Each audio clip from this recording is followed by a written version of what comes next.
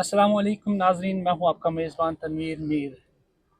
और आज हम आपके सामने एक ऐसे शख्सियत को मिलाना चाहते हैं जो सिर्फ जे में नहीं बल्कि पूरी दुनिया में जाना जाता है। इनको प्रेजेंटली AIF और AFC कोच और कोच ट्रेनर साजिद साहब, आपका खैर मकदम है। आज हम यहाँ पर आप लोगों जो हमारे नाज़रीन हैं उन तक ये पहुँचाना चाहते हैं कि जो आपकी जर्नी हुई इस फुटबॉल को लेकर, इस स्पोर्ट्स के साथ जब आप जुड़े, तो आप थोड़ा सा हमें स्टार्टिंग से आप अपने बारे में बताएं।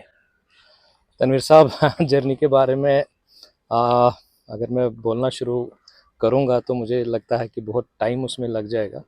बट ये है कि हाँ, मैं बहुत लकी रहा हूँ फुटबॉल को अपना पैशन या फुटबॉल को अपना प्रोफेशन बनाने में।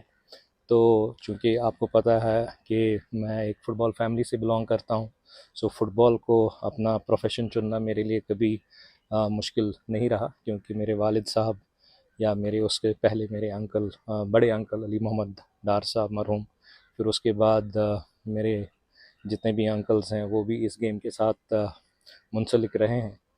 फिर अगर मैं फिर मेरे बड़े अंकल की बात करूं, मरहूम गुलाम मोहम्मद डार साहब, सो वहाँ से लेकर मैं समझता हूँ कि एक वो कहते हैं ना कि एक लगन, वो एक शौक़ फुटबॉल का पैदा हुआ। मेरे जो बड़े चचेरे भाई हैं या कज़न्स जिनको बोलते हैं, उनको देख देख के उन्होंने इस फुटबॉल को अपनाया। और फिर जब मेरी बारी आई उस टाइम पे सबों को पता है मेरे वालिद साहब उन दिनों एक नामी गिरामी नाम थे जे के फुटबॉल का। तो उन्हीं को देखते देखते हम भी फिर इस गेम में इंडल्ज हुए। तो साजिद साहब, जैसा कि आपने कहा आपके वालिद साहब के साथ, क्या आप वालिद साहब के साथ हर एक मैच देखने जाते थे या ग्राउंड में उनके पीछे पीछे और जाते रहते थे, तब जाके आपका जो शौक है वो ज़्यादा बढ़ा? मैं अगर आप मुझसे पूछें तो मैं अगर ना भी जाना चाहता, मगर मुझे खींच के लिया जाता था। आई डोंट नो व्हाई, क्योंकि उन दिनों अगर आप अभी भी मेरे घर में फ़ोटोग्राफ वगैरह देखेंगे, या उन दिनों जो जे के SRTC की क्लब हुआ करती थी, यहाँ की टॉप मोस्ट क्लब हुआ करती थी, तो उनमें जितने भी प्लेयर उन दिनों रहे हैं, तो वो मुझे बहुत लाड़ प्यार से उन्होंने मेरे को पाला है, मेरे को बहुत लव करते थे वो उन दिनों। और अभी भी कुछ फ़ोटोग्राफ मेरे को अभी भी मिलते हैं, वो प्लेयर जो उस टाइम पे मेरे वालिद साहब के साथ खेलते रहे हैं, तो या खेलते रहते थे, तो वो अभी भी मेरे साथ वो मोमेंट्स वगैरह शेयर करते हैं। So I am thankful to them also. उसमें चाहे शफीनारी साहब हैं, लतीफ़ साहब हैं, मुश्ताक साहब हैं, या गुलाम मोहम्मद डार साहब जो एक और सीनियर प्लेयर हुआ करते थे, फिर नज़ीर साहब वगैरह जितने भी सीनियर प्लेयर्स हैं, मैं उनको भी शुक्रिया करता हूँ कि उन्होंने भी मेरे को बहुत अच्छे से इस गेम में जो कहते हैं ना हमेशा इनक्रेज ही किया। तो साजिद साहब, ये हो गया हमें फुटबॉल का। अब पहले आप बताइए, क्योंकि हमारे नाजरीन ये जानना चाहते होंगे, हालांकि काफ़ी लोग तो ऑलरेडी पहले जानते हैं आपको कि आप कहाँ से बिलोंग करते हो और कहाँ से आपकी स्कूलिंग हुई, कैसे आप फिर आगे आगे बढ़ते गए। वो पहले आप अपना जो है, आप पैदा कहाँ पर हुए और उसके बाद आपकी स्कूलिंग वगैरह कहाँ से हुई?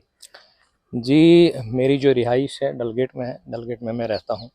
और डलगेट का हमेशा हमें एक वो स्पोर्टिंग माहौल रहा है। अगर हम फुटबॉल नहीं भी खेलते रहते थे या खेलने का टाइम नहीं मिलता था, हम क्रिकेट खेलते थे। क्रिकेट ग्राउंड अगर हमारे गीले होते तो हमारे पास वहाँ पे डल लेक है, तो हम वहाँ पे वाटर स्पोर्ट्स वगैरह करते। तो स्पोर्ट्स हमेशा हमारे रग रग में बसा है। अभी भी अगर आप डलगेट के जितने भी स्पोर्ट्स पर्सनस हैं या माजी के स्पोर्ट्स पर्सनस रहे हैं, उनका बहुत बड़ा कंट्रीब्यूशन रहा है स्पोर्ट्स में। मैं खाली फुटबॉल की बात नहीं करता हूँ, there is a Bhatt family also जिनका क्रिकेट में बहुत बड़ा कंट्रीब्यूशन है। अगर हम डल लेक साइड से बात करते हैं, बहुत सारे नाम ऐसे हैं, even Bilkis is from Dalgate. तो ऐसे बहुत सारे हमने स्पोर्ट्स पर्सन्स को वहाँ पे प्रोड्यूस किया है। फिर स्पोर्ट्स के बगैर भी अगर आप ऑन द होल डलगेट या विसिनिटी में जितने भी एरियाज़ हैं, चाहे वो सनवार है, चाहे वो फिर डाउनटाउन का कुछ पार्ट है जो डलगेट के साथ टच होता है, नावपुरा वगैरह, तो एक वो बॉन्ड था हमारा पहले से ही। डाउनटाउन की अगर बात करी जाए, उसके बारे में आप थोड़ा बताएं। देखिए, हमारा जो स्पोर्ट्स का कल्चर वगैरह है डाउनटाउन के साथ, तो अगर आप मेरी रिलेशन जानना चाहते हैं, वो तो ऑलरेडी स्कूल से ही वो डेवलप हुई है। क्योंकि मैं बर्न हाउस स्कूल में पढ़ता था या फिर एसपी स्कूल या एसपी कॉलेज में, तो यकीनन कॉलेज या स्कूल डेज़ में आपका इंटरेक्शन बहुत बच्चों के साथ होता है। सो उसमें बहुत सारे हमारे दोस्त या फ्रेंड्स रहे हैं। अभी भी अगर मैं स्कूल डेज़ की बात करूं, बहुत सारे अभी भी मेरे फ्रेंड्स हैं जो डाउनटाउन से बिलोंग करते हैं। सो उनकी ओर वो लव अफेक्शन अभी भी वैसा ही है जैसा उन दिनों हुआ करता था। सो रही बात फिर जब हम खेल के मैदान में आए, दो हम बहुत टाइम पे हम अपोनेंट्स वगैरह रहे हैं, सो मगर एक वो बॉन्डिंग जो था, एक वो जो लव एंड अफेक्शन जो हमारे बीच में वो डेवलप हुआ था, वो अभी भी है। तो साजिद साहब, उसके बाद अब पढ़ाई होगी, फिर आप ग्राउंड में आ गए, फिर स्टार्ट अपने अपना जो कैरियर जो आपने सोचा कि मैं इसमें कैरियर बना सकता हूँ, या क्या पहले से आपको जो घर में, क्योंकि आपने बोला कि ऑलरेडी हम ये घर की नहीं बात करी, मैं कहूँगा कि खून में ऑलरेडी आपके भरा था कि आपको स्पोर्ट्स जो है वो आपके रग रगों में भरा हुआ है, और कहाँ से आपने फिर ये जो है कैरियर चुना, क्योंकि ये एक ऐसा स्पोर्ट्स था शायद उस वक्त इतना मकबूल नहीं था जो अब आज के वक्त में ज़्यादा हुआ है। देखिए आपने अब थोड़ा डीप मेरे को लेके गए आप। सो ये मेरे जो वालिद साहब हैं या जो मेरी मदर है, सो मेरा मदर का जो बैकग्राउंड है, सो वो थोड़ा एजुकेशनल बैकग्राउंड है। मेरे जो नाना जी थे मरहूम, तो उन वो एज अ प्रिंसिपल रिटायर हुए हैं। सो उन दिनों प्रिंसिपल पोस्ट पे रहना एक बहुत बड़ा मुकाम हुआ करता था। So he is a pure educationist जिसको हम बोलते हैं। उन्होंने बहुत सारे यहाँ पे जितने भी काफ़ी बड़े बड़े ओहदों पर लोग रहे हैं उनको पढ़ाया है। सो मीर मोहम्मद काजिम साहब, तो मैं उनका नवासा हूँ। सो और अगर आप उस कंट्रास्ट में आप हमारी फैमिली ले, मेरे डैडी के जो फादर हैं, मेरे दादाजी, सो वो एक बहुत हार्ड वर्किंग फैमिली रही है। सो ये टू डिफरेंट फैमिलीज़ का मैं आपको एक ये बोल रहा हूँ कि यहाँ पे स्पोर्ट्स ऑलरेडी था और उस साइड को पढ़ाई का ज़्यादा तरजीह दी जाती थी। सो ये एक मैं समझता हूँ मैं बहुत लकी रहा हूँ कि मैं उन दो फैमिलीज़ के बीच में पला बड़ा हूँ, जिसमें मुझे इन चीज़ों को बैलेंस करना बहुत ईजी रहा मेरे लिए।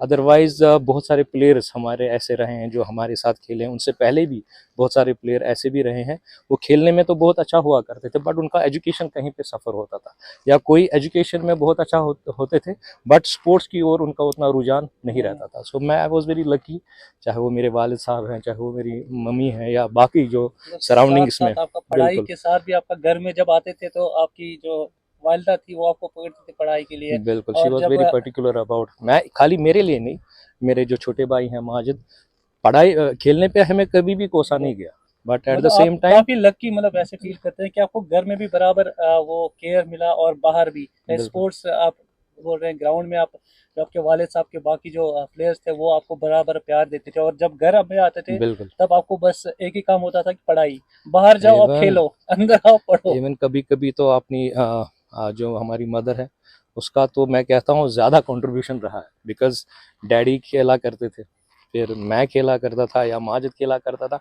हम मतलब ट्रेनिंग वगैरह की मैं बात करता हूँ, जब डैडी हमें ट्रेनिंग वगैरह के लिए लेते थे सुबह सवेरे, सो तीनों के हम मैले कीचड़ में किट वगैरह रख के वहाँ देते थे और उस बेचारी को धोने पड़ते थे वो शाम तक। तो शी वॉज ऑलवेज एनकरेजिंग, और शी इज़ ऑल्सो, उसका भी जो एजुकेशन बैकग्राउंड है काफ़ी अच्छा है, तो उस वजह से वो हमेशा हमें गाइड भी करते रहे। और अभी तक अगर अगर हम इस मुकाम पे पहुँचे, उनका बहुत बड़ा हाथ है इसमें। एक बड़ी बात कही है साजिद साहब ने, क्योंकि वालिद साहब और वालिदा का जब दुआ भी होती है और साथ होता है, तब इंशाल्लाह ताला जो अल्लाह जो है वो हमेशा उसको कामयाबी देता है, इज़्ज़त देता है। तो वो आपके सामने इस वक्त आपको दिख रहा होगा कि कितने इज़्ज़त दी अल्लाह ने बख्शी है, और कामयाबी कितनी है। तो माँ बाप के साथ हमेशा अच्छे सलूक करते रहें, और उनकी दुआएं जितनी ले सकते हैं उतना लिया करें। तो साजिद साहब, अब आते हैं हम ये आपका जो फुटबॉल की तरफ, जो आप फिर कैरियर आपने ये। करियर हर किसी जैसे जो भी प्लेयर अपना करियर शुरू करता है स्कूल से ही शुरू होता है उनका, तो मैंने थोड़ा बहुत, मगर थोड़ा लेट मेरा करियर शुरू हुआ, क्योंकि बर्नहाउस स्कूल में इवन तो वहाँ पे स्पोर्ट्स एक्टिविटीज़ हुआ करती थी, वहाँ हमारे महेंद्र सर हुआ करते थे, तो उनकी डेथ हो गई कोविड के दौरान। सो उन्होंने हमें बहुत अच्छे से वहाँ पे जो हमारी गेम्स वगैरह क्लासेस वगैरह होती थी, बट फिर भी मैं बोलूँगा कि उतना स्पोर्ट्स में जो बर्न हॉल आजकल के टाइम पे देखा जाता है, तो उन दिनों उतना स्पोर्ट्स की ओर नहीं था, वो उस टाइम पे ज़्यादा पढ़ाई के लिए माना जाता था या जाना जाता था। सो जो ही मैं फिर बर्न हॉल से पास आउट हो गया, तो उसके बाद एसपी स्कूल में अपना कंटिन्यू किया, तो वहाँ से एक्चुअली मेरी स्पोर्ट्स की ओर ज़्यादा दिलचस्पी बढ़ने लगी और वहाँ से एक मोमेंटम शुरू हुआ। तो फिर जाके the person who played actually a very important role, वो हैं हमारे बिस्को स्कूल के प्रिंसिपल परवेज सैमुअल कोल साहब, जिन्होंने एक प्लेटफॉर्म दिया।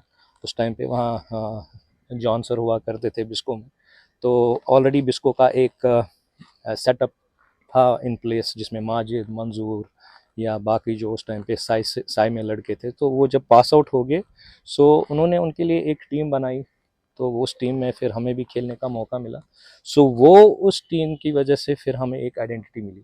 इशफाक भी उसी टीम से निकल कर फिर आज Ishfaq is a name for everyone, और मैं चाहता हूँ वो इससे भी अच्छा करे, इससे भी आगे जाए। तो वहाँ से हमारी वो फुटबॉल जर्नी शुरू हुई है। फिर जाके फिर नेशनल्स आते गए, चाहे वो 19 हो, 21 हो। फिर सीनियर नेशनल के लिए जे को रिप्रेजेंट करा, संतोष ट्रॉफी जिसको हम बोलते हैं। सो फिर फेडरेशन कप में हमें खेलने का मौका मिला, क्योंकि 90s का पीरियड तो सबको पता है। सो उस टाइम पे फिर हमारा फिर बाहर जाना और वहाँ पे जेसीटी जैसी टीम्स के साथ कॉम्पीट करना, या वो प्लेयरों के अगेंस्ट खेलना जिनको हमने खाली टीवी पे देखा था, या स्पोर्ट्स स्टार उन दिनों मैगजीन वगैरह आया करती थी, तो उन पे हम देखते थे उन प्लेयरों को। सो उनके साथ जब फिर खेलने का मौका मिला, तब जाके फिर हमें रियलाइज़ हुआ कि नहीं, हमारे में भी पोटेंशियल है, we can also reach to their level और कम्पीट उनके साथ हम बराबर कर सकते हैं। सो वहाँ से एक शौक और लगन फिर और पैदा हो गई। साजिद साहब, क्योंकि आपने बात की कि नेशनल्स आपने खेले, बाकी जब आप चैंपियनशिप्स खेले, उसके बाद एक होता है खेलना, उसके बाद होता है एक टीम चलाना, उसके बाद होता है कोच, और कोच के ऊपर भी आप कोच को सिखाते हैं और ऐसे कोर्सेज आप करवाते हैं। तो वहाँ क्योंकि एक ये कोई छोटी बात नहीं है, वहाँ पे पहुँचना तो काफ़ी आप लोगों आपको जो हार्ड वर्क करना पड़ा होगा इस चीज़ के लिए। तो क्या आप लकी फील करते हैं कि आपको मतलब अ, जो आप काम करते गए उसको सक्सेस मिलती गई? इसके बारे में थोड़ा सा बताएं, क्योंकि कोच और कोचिंग को फिर वैसे लेना कि आप सिखाते भी हो कोच को। देखिए, जो हमारा खेलने का टाइम था माशाल्लाह, उसमें जितना भी खेला इज़्ज़त से खेला और अच्छे लेवल का खेला, मतलब जितना भी खेला 10-15 साल जो भी प्लेइंग का हमारा टाइम रहा। उसके बाद जब फिर ये रियलाइज़ हुआ कि इससे भी हमारे जो बच्चे हैं, इससे भी जो हम खेल रहे हैं उससे भी अच्छा खेल सकते हैं। But the only thing is कि कहीं पे कोई चीज़ मिस है। सो वो कौन सी चीज़ मिस हुआ करती थी, क्योंकि हमने मेरे टाइम पे ये सुना है कि मेरे वालिद साहब का जो कोचिंग स्टाइल या कोचिंग कंट्रीब्यूशन जे की ओर रहा है, उन्होंने बहुत सारे इंटरनेशनल प्लेयर्स प्रोड्यूस किए हैं, जैसे अब्दुल मजीद कोकरो साहब, शफी नारी साहब, असलम परवेज़ या मोहम्मद सईद या लतीफ़ साहब, बहुत सारे नाम ऐसे आते हैं जो कहते हैं कि मतलब डार साहब ने हमें तैयार किया। सो मगर वो डार साहब के बाद फिर वो शायद कहीं पे कहीं चीज़ वो मिस थी, ओके। और वो बहुत एक बड़ा वैक्यूम सा क्रिएट हुआ था। और जब हम भी जाते थे नेशनल्स वगैरह के लिए, तो हमारे साथ उतने अच्छे कोचेज़, मैं नहीं बोलूँगा कि कोचेज़ थे हमारे पास, मगर कुछ तो यूनिवर्सिटीज़ में अपने जो कोचिंग असाइनमेंट्स में थे, कुछ स्पोर्ट्स काउंसिल में अपने असाइनमेंट्स थे, तो मगर जेकेएफए में कुछ वैसे कोचेज़ नहीं हुआ करते थे जो टीम्स में जाके, टीम्स के साथ जाके ऐसे प्लेयर्स को प्रोड्यूस करे जो फिर जाके नेशनल या इंटरनेशनल मुकाम पर जाकर अपना लोहा मनवाते। तो वहीं पे वो वैक्यूम सा क्रिएट हो गया था, वो 10-20 साल, ज़्यादा ही मैं कहूँगा। तो फिर जाके 2003 में फिर मैंने और हिलाल रसूल जो जे बैंक के कोच हैं, अभी जो डाउनटाउन के भी जी। कोच रहे हैं अभी डूरांड वगैरह में, उससे पहले जे बैंक के लिए बहुत बड़ा सर्विस दिया उन्होंने। तो फिर हमने इनिशिएटिव लिया कि किसी न किसी को तो सामने आना है। सो मे बी हमारा वो उसको कहते हैं ना, वो passion towards to the game हमें इसमें ड्राइव किया कि जो हमारा एक्सपीरियंस रहा है उसको जाके अच्छे से फिर कहीं से अगर हम वो नॉलेज गेन कर सकते हैं और फिर जाके उसको राइट डायरेक्शन में इम्पार्ट कर सकें, तो हम अपने आप को उसके लिए डेडिकेट करेंगे। सो वही तो 2003 में थैंक्स टू स्पोर्ट्स काउंसिल उन्होंने हमें वो स्पॉन्सर किया, वो जो उन दिनों भेजा करते थे कोचेस वगैरह को। तो फिर वहाँ से जब फिर हम वापस आए डिप्लोमा करके, तो वहाँ से 2004 से हमारी कोचिंग जर्नी, चाहे वो हिलाल है, मैं हूँ, जावेद है, तो वहाँ से फिर हमारे मतलब एकदम से 3 कोचेस क्वालिफाइड आ गए जे में। तो सिनेरियोज चेंज होते गए। फिर बशीर साहब उन दिनों जनरल सेक्रेटरी थे जेकेएफए के, तो उन्होंने हमें फिर जो यूथ डेवलपमेंट सेटअप था उस टाइम पे, पोलो ग्राउंड में एक एकेडमी हमने खोली थी। तो वहाँ से फिर हमने वो एकेडमी का शुरू करके अपनी जो जितनी भी एक्सपीरियंस है उन बच्चों पे हमने वो, जिसमें शाहनवाज बशीर जो फिर आज बहुत बड़ा नाम बनकर आए, अब्दुल हनान जो एजी ऑफिस में अभी काम करते हैं, या बहुत सारे ऐसे प्लेयर्स हैं जो फिर JNK को रिप्रेजेंट किए, या बाकी भी बाहर जितने भी अच्छे क्लब हैं उनमें खेलने को मौका मिला उनको। जैसा कि आज के वक्त में आपको कितनी खुशी होती है जब हमारे JNK की जो खिलाड़ी है, जो टीम जाती है बाहर और अच्छा परफॉर्म करके वापस आती है, गोल्ड लाती है, सिल्वर लाती है, ब्रॉन्ज लाती है, तो कितनी खुशी होती है आपको कि मैंने कुछ अपना डेडिकेशन जो किया था और डेडिकेट किया था अपने बच्चों के लिए, वो शायद रिटर्न में कुछ मिल रहा है। कुछ ऐसे इसके बारे में आप कुछ कहना चाहेंगे? देखिए, एक कोच के लिए या इवन एक टीचर के लिए सबसे बड़ा मोमेंट तो वही होता है जब वो देखता है कि इस बच्चे के साथ मैं थोड़ा बहुत टाइम स्पेंड किया हूँ और आज ये स्टेट को कंट्रीब्यूट कर रहा है या नेशन को कंट्रीब्यूट कर रहा है, तो उससे बड़ा रिवार्ड एक कोच या एक टीचर के लिए या एजुकेटर के लिए नहीं हो सकता। सो बहुत अच्छा फील होता है कि किसी जहाँ कहीं पे हमने इन बच्चों के साथ थोड़ा टाइम बिताकर फिर जाके ये आज कंट्री को रिप्रेजेंट कर रहे हैं।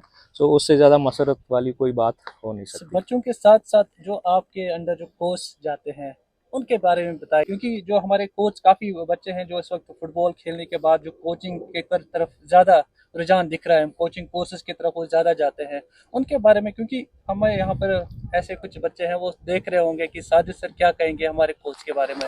देखिए, मैं आपको दो चीज़ें हैं, अगर आप आ, देखें कोई भी फुटबॉल डेवलपिंग कंट्री, उनके दो स्ट्रॉन्ग पिलर्स होते हैं। उनका जो सक्सेसफुल अगर वो बनाते हैं अपने आप को, या उनको अभी चाहे वो कंट्री हो, चाहे वो स्टेट हो, चाहे वो मेंबर एसोसिएशन हो, तो उनको कैसे हम बोलते हैं कि ये एक डेवलपिंग एसोसिएशन है, डेवलपिंग स्टेट है, या डेवलप्ड कंट्री है as far as football is concern. तो उसके दो इंपॉर्टेंट फैक्टर्स हैं, एक ग्रास रूट्स, दूसरा एजुकेशन, कोच एजुकेशन जिसको हम बोलते हैं। सो जिस कंट्री का, जिस स्टेट का, जिस मेंबर एसोसिएशन का ये जो चीज़ें स्ट्रांग होंगी, यकीनन वो डेवलप्ड कंट्री मानी जाएगी as far as football is concern. तो ये कोई चीज़ें थी यहाँ पर जो कहीं पे मिस थी।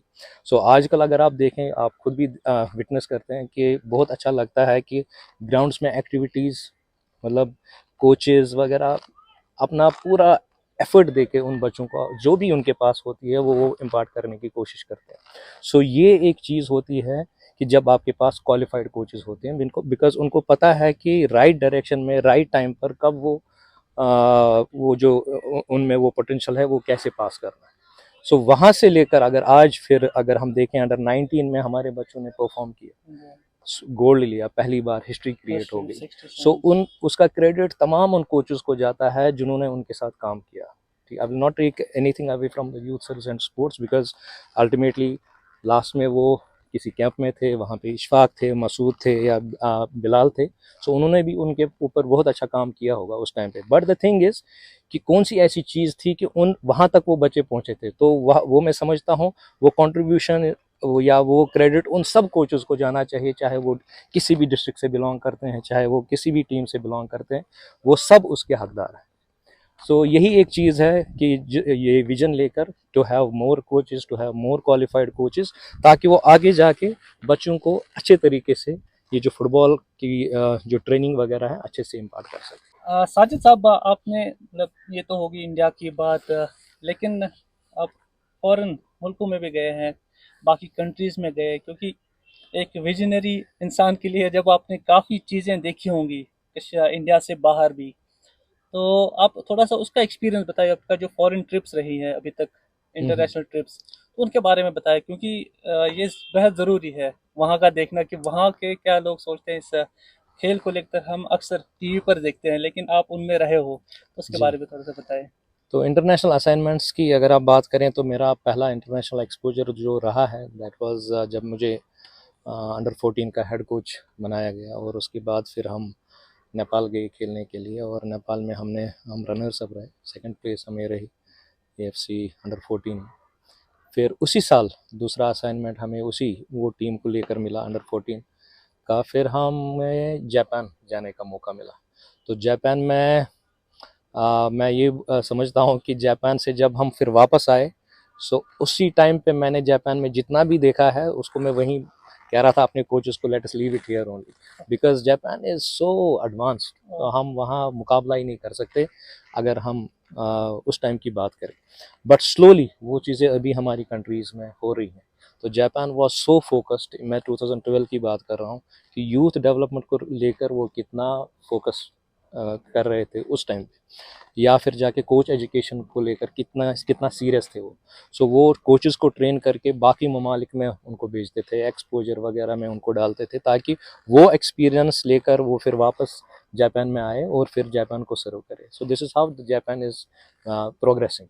अगर जापान आज वर्ल्ड फुटबॉल में कहीं पे है, उसके पीछे बहुत बड़ी प्लानिंग है उनकी। तो फिर उसके बाद एक और असाइनमेंट मेरी रही, 2 साल मैं अंडर 16 का यहाँ पे AFF का कोच रहा। और फिर अगर एक और एक्सपोजर की आप बात करें, फिर मैं एज अ कोच एजुकेटर, मुझे ऑल इंडिया फुटबॉल फेडरेशन ने मलेशिया भेजा। तो वहाँ भी बहुत अच्छा एक्सपीरियंस रहा, बिकॉज मैं जिन जिन जगहों पे गया तो मैं खाली वहाँ पे एक शॉर्ट स्पैन के लिए नहीं गया, मुझे अच्छा खासा टाइम मिला वहाँ वो चीज़ें देखने के लिए, वहाँ वो चीज़ें समझने के लिए। तो मैं मलेशिया गया, तकरीबन 15-20 दिन मैं वहाँ रहा, डिफरेंट कोचेज़ के साथ उठना बैठने या फिर उनकी एक्सपीरियंस शेयर करना उनके साथ। तो फिर उसके बाद सबसे अच्छा जो मेरे लिए एक एक्सपोजर रहा है, दैट वाज इन जर्मनी। हैनेफ में मैं तकरीबन 1 महीना था वहाँ। हमने पूरा बुंडेसलीगा जो सर जर्मन, कोच एजुकेटर बन के आप वहाँ पर गए थे? बिल्कुल बिल्कुल coach all India okay. Football federation ने वहाँ पे मेरे को भेजा। तो वहाँ बहुत वर्ल्ड क्लास लेवल के कोचेस वगैरह थे। सो उनके साथ 1 महीना वहाँ पे बिताना, कि वहाँ के सिनेरियोज़ में वो कैसे, जैसे अफ्रीकन कंट्रीज़ में कैसे फ़ुटबॉल को समझा जाता है, कैसे वो उनको लेकर फिर आगे चलते हैं, यूरोप में कैसा सिनेरियो है, या वहाँ के जो उनके जो टैक्टिक्स वगैरह स्ट्रेटजीज़ वो डिज़ाइन करते हैं तो कैसे करते हैं। साउथ अमेरिकन कंट्रीज से कुछ कोचेज़ वहाँ थे, तो बहुत अच्छा वहाँ पे वो एक्सपीरियंस भी रहा। तो फिर उसके बाद जब फिर मैं यहाँ आया, तो ऑल इंडिया फुटबॉल फेडरेशन ने मुझे वुमेंस टीम की जिम्मेदारी दे दी, बिकॉज वुमेंस फुटबॉल उस टाइम पे कुछ खास फ्रेमवर्क में नहीं था, हम खाली अपनी टीम्स को बाहर भेजते थे पार्टिसिपेशंस के लिए। So that was the first time जब हमने इंडियन वुमेंस लीग यहाँ पर शुरू किया। जैसे आई लीग वगैरह मैन के लिए होता है, तो मेरे टाइम पे हमने वो इनिशिएट किया, और आज तकरीबन 8वां 9वां एडिशन IWL का चल रहा है तब से। सो फिर सीनियर टीम का हेड कोच होने के साथ साथ I was the technical advisor for the development of women's football in entire country. Okay. So अभी जो आप वुमेंस फुटबॉल देख रहे हैं, तो उसको शुरू में थोड़ा बहुत कंट्रीब्यूशन हमारा भी रहा है उसमें। तो उसमें हमने 2 बार गोल्ड मेडल लाया साउथ एशियन गेम्स में, फिर जाके सैफ चैम्पियनशिप हम जीते, फिर हम नॉर्थ कोरिया गए AFC क्वालिफायर खेलने के लिए। मैंडले में हम तकरीबन फीफा ओलंपिक क्वालिफायर में भी खेले, वियतनाम जाने का मौका मिला। तो मगर इसके बरक्स मैं एक बार, जो आप कहते हैं ना कि मैं हमें मुझे किसी ने क्वेश्चन पूछा था कि आप बॉयज़ के साथ भी रहे 14-16, फिर वर्ल्ड कप टीम के साथ आपने कोचिंग करी, इतने कंट्रीज़ में आप गए हैं, सीनियर टीम के साथ आपने काम किया, क्लब्स के साथ आपने काम किया, फिर एज ए एजुकेटर आप काम कर रहे हैं, तो सबसे ज़्यादा अच्छी फीलिंग आपको कहाँ मिलती है? तो वो मैं कहूँगा कि जब भी मैं बच्चों के साथ फील्ड में होता हूँ, छोटे बच्चों के साथ, वो मेरे लिए एक बहुत प्लीजिंग मोमेंट होता है। ये तो मैं रोकना चाहता हूँ, ये इनका मतलब यही है कि ग्रास रूट लेवल पर जितना ये काम करना चाहते हैं, वो इनका मतलब वो सेटिस्फेक्शन, दिल से खुशी होती है इनको। बिल्कुल, और वही लेकर एक बारी मुझे ओमान से कॉल आया था। सो ओमान में क्या है, एक उन्होंने वो फुटबॉल स्कूल वहाँ पे खोला हुआ है, तो वहाँ मेरे को उन्होंने इनवाइट किया। तो तकरीबन हफ्ता 10 दिन मैं उन बच्चों के साथ वहाँ पे टाइम स्पेंड किया, और वो जो बच्चे वो सब हैं, वो सब इंडियन बेस्ड जो वहाँ पे फैमिलीज़ हैं उनके बच्चे हैं। तो ओके। उनके साथ बहुत अच्छा वो टाइम मैंने वहाँ पे स्पेंड किया, and I am thankful to university of Kashmir कि उन्होंने मुझे वहाँ पे जाने की इजाज़त दे दी। और सर और बात की आपने यूनिवर्सिटी की, जी तो यूनिवर्सिटी के बारे में बताएं, क्योंकि आप का इस वक्त एट प्रेजेंटली आप यूनिवर्सिटी के साथ जो है आपका, जी। वो बताएं। सो करंटली नहीं, मैं यूनिवर्सिटी ऑफ कश्मीर से ही, अगर ये सारा चीज़ जो आपने मेरा सुना है, चलो ये तो मेरा प्रोफेशनल लाइन है, but ultimately I am the employ of university of Kashmir. वहाँ पे मैं एज अ फुटबॉल कोच काम करता हूँ 2006 से। सो यूनिवर्सिटी का मैं ऐसा आपको बोल सकता हूँ कि यूनिवर्सिटी में अब एक ऐसा, मतलब अभी हमने यूनिवर्सिटी ऑफ कश्मीर का नाम यहाँ के जो गिने चुने जितने भी स्ट्रॉन्ग यूनिवर्सिटीज़ या अच्छी यूनिवर्सिटीज़ हैं, चाहे वो पंजाबी यूनिवर्सिटी पटियाला है, चाहे वो पंजाब यूनिवर्सिटी चंडीगढ़ है, JNDU अमृतसर है, या अभी संत बाबा सिंह यूनिवर्सिटी, या साउथ से जितने भी अच्छी अच्छी यूनिवर्सिटीज़ हैं, सो उनके बाद अगर किसी का नाम आता है तो अब वो यूनिवर्सिटी ऑफ कश्मीर का आता है। So we are almost there कि अभी हम क्वार्टर फाइनल्स तक तकरीबन आ जाते। तो जब मैंने शुरू में ज्वाइन किया था, हम एक मैच खेल के वापस आ जाते हैं। So now we are equally there.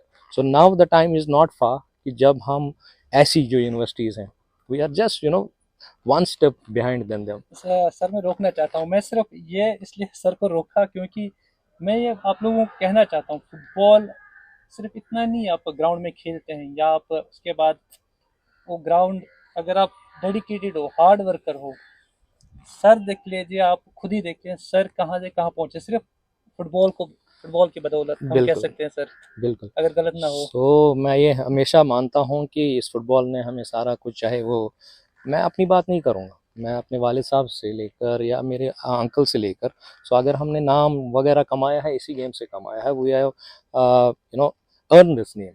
सो अगर आपको रियल लाइफ में कोई चीज़ अर्न करनी है तो उसके पीछे एक डेडिकेशन होनी चाहिए। सो तभी जाके अभी हम देखते हैं कि लाइसेंस कोर्स वो खेलना चाहता है, मेरे बच्चों को ऐसे खिलाफ, नहीं, ऐसा नहीं होना चाहिए। सो एवरी पोटेंशियल किड वो तब अपना नाम कमा सकता है जब वो ग्राउंड में जाकर अपना बेस्ट देगा। कोई भी कोच जो लाइसेंस वगैरह में आता है कोर्सेज के लिए, वो तब जाके अच्छा कोच बन सकता है जब वो अपना बेस्ट उस कोर्स में देगा।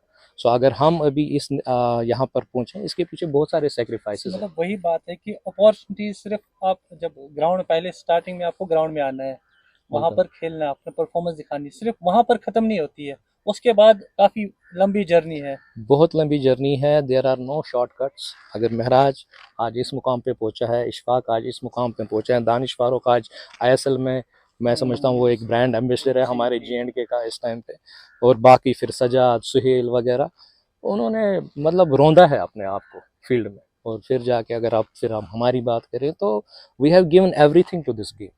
ठीक है, हम कहीं पे, वो होता है ना वो रिलैक्सिंग टाइम मैं समझता हूँ कहीं पे अगर हम घर में भी बैठते हैं वहाँ भी रिलैक्सिंग टाइम नहीं होता हमारे लिए। सो ये ऐसे ही आपका नाम या आपका कंट्रीब्यूशन, जो अगर आपका कोई नाम कहीं पे इज्जत से लेता है, सो उसके पीछे बहुत सारे सेक्रीफाइसेस है। सो वो जो सेक्रीफाइसेस है वो कोई नहीं देखता। वो लोग देखते हैं कि नहीं शायद महराज दिन वुडू बन गया या इशफाक अहमद बन गया या फिर अरुण मल्होत्रा जैसा नाम, भाई नहीं नहीं, उनके पीछे बहुत मेहनत है। रगड़ा होता है बिल्कुल, काफी अपने आप को, तब जाकर वो आगे बढ़ते हैं। तो यही बात है, क्योंकि सर अभी ये कह रहे हैं कि कोई भी चीज आसानी से नहीं मिलती है, आप लोगों को ट्रायल्स में जाना पड़ेगा, आप लोगों को ग्राउंड में आना पड़ेगा, आप लोगों को हार्ड वर्क करना पड़ेगा, डेडिकेट रहना पड़ेगा आपकी, चाहे मैं ये नहीं कहूँगा स्पोर्ट्स, कोई भी फील्ड हो लाइफ बिल्कुल, में, जिंदगी में, चाहे आप जो भी बनना चाहते हो, कोई चीज़ आपको आसानी से नहीं मिल सकती जब तक आप अपना वक्त, अपनी डेडिकेशन, अपना हार्ड वर्क, अपना जो मेंटल स्ट्रेंथ और अपना एम बनाकर ना चलो। तो ये था सर का कहना। तो सर इंटरनेशनल टूर्स के बारे में बात कर रहे थे, उसके बाद आप फिर वापस आए इंडिया में, और इंडिया के बाद अब फिर हम वापस आते हैं अपने कश्मीर के बारे में। तो काफ़ी चीज़ें आप लोगों ने, आपने जो है देखी हुई है, और दिमाग में आपको काफ़ी चीज़ें होंगी कि मैं कैसे कैसे इसको आगे बढ़ाकर कुछ नया बदलाव लेकर आ जाऊं इस। देखिए ये खाली मेरी बात नहीं है, इट्स अ कलेक्टिव एक्टिविटी, क्योंकि फुटबॉल हमेशा एक टीम गेम टीम है, वर्क। चाहे एक इंडिविजुअल वगैरह। सो सेम अगर हम एडमिनिस्ट्रेशन की बात करें, ये भी एक, it's not about I, it's about we. So हम सब लेकर इस फुटबॉल को कैसे डिफरेंट सिनेरियो में, डिफरेंट सांचे में डालें। सो एवरीबडी, मैं मतलब अब अपील करूंगा, रिक्वेस्ट करूंगा कि हर कोई, किसी का बहुत बड़ा रोल है अगर हम इस फुटबॉल को वाकई मानों में आगे देखना चाहते हैं, डेवलपड देखना चाहते हैं। सो आइए, शाना बा शाना काम कीजिए, और एक विजनरी बंदे होकर, विजनरी कलेक्टिव एफर्ट डालकर हम यकीनन इस चीज़ को, इस फुटबॉल को दूसरे लेवल तक पहुंचा सकते हैं। शुक्रिया सर आपका।